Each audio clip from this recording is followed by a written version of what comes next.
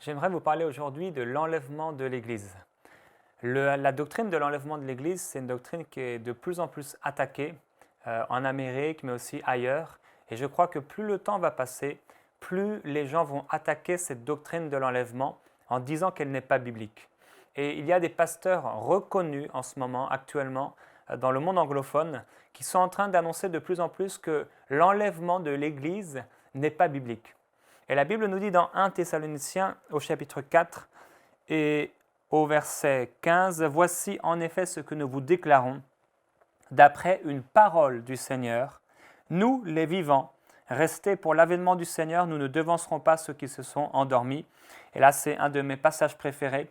La Bible déclare, « Car le Seigneur lui-même a un signal donné à la voix d'un archange, au son de la trompette de Dieu, descendra du ciel, et les morts en Christ ressusciteront en premier lieu.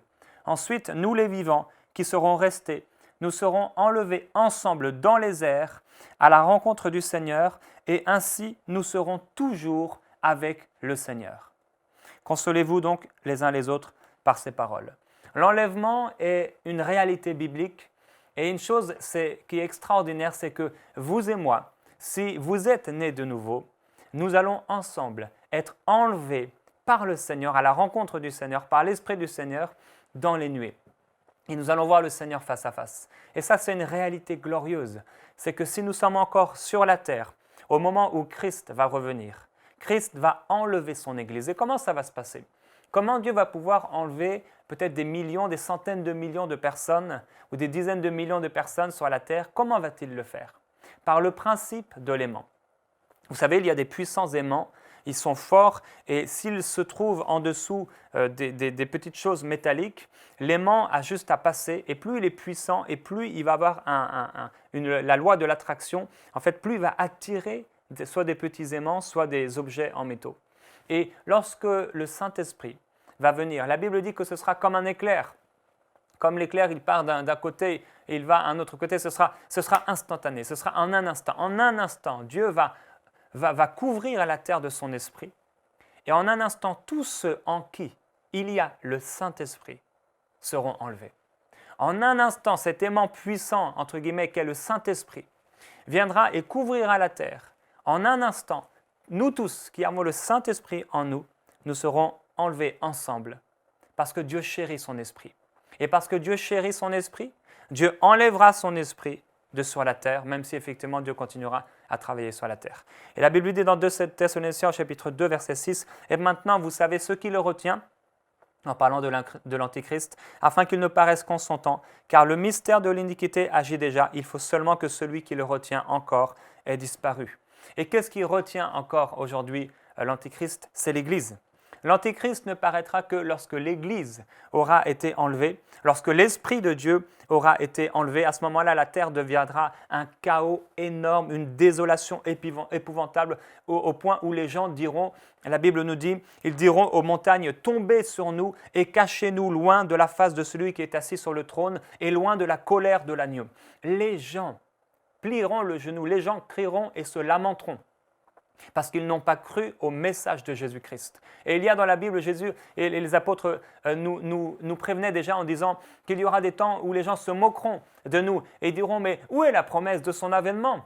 Depuis cette promesse et jusqu'aujourd'hui, les choses sont restées les mêmes. Et il en sera comme au temps de Noé. Noé était là parmi ses contemporains.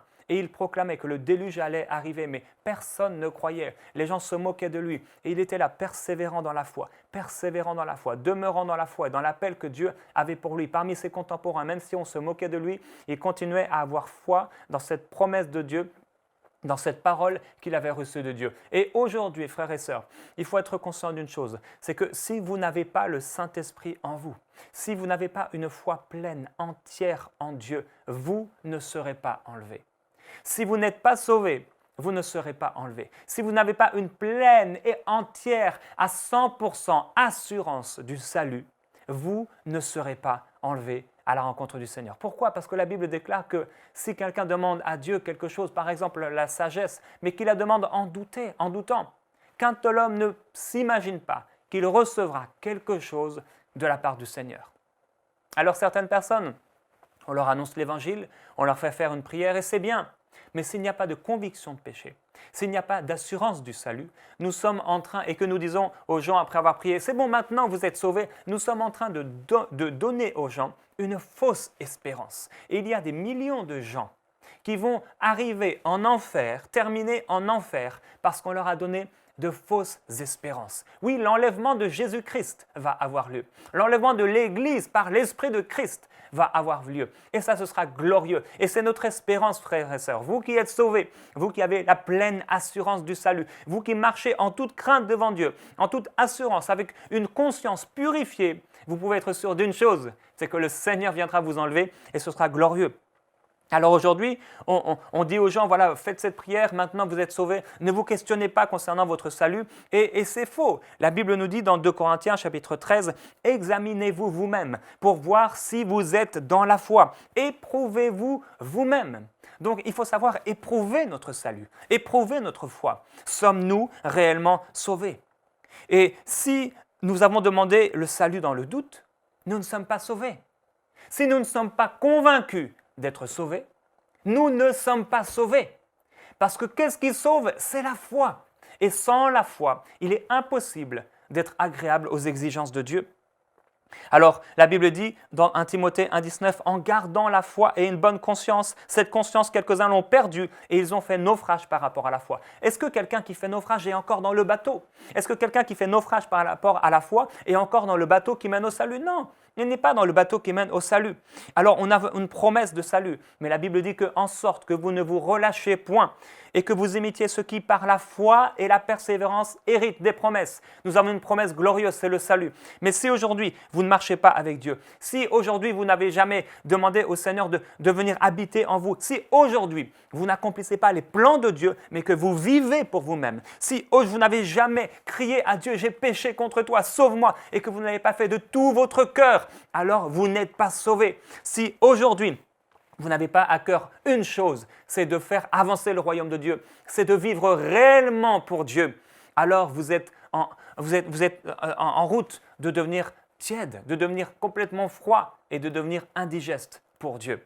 Aujourd'hui, Dieu vous propose une chose, c'est de devenir son enfant. Et si vous n'avez pas la conviction du salut, aujourd'hui, je vous encourage à faire une chose. Repentez-vous de tout votre cœur. Commencez à crier à Dieu pour qu'il vous sauve et mettez votre foi dans cette parole vivante et alors Christ vous sauvera. Christ vous transformera et vous aurez l'assurance du salut. Quand on est convaincu d'être sauvé, on n'a pas peur lorsqu'on nous dit « Est-ce que tu es sauvé ?» Lorsqu'on est convaincu d'être un homme, on n'a pas peur si on nous dirait « Est-ce que tu es un homme ?» Alors il faut savoir se remettre en question et je vous pose la question aujourd'hui, êtes-vous réellement sauvé? Pour aller plus en profondeur, vous pouvez lire et télécharger la version complète de cette pensée du jour sur le site enseigne-moi.com.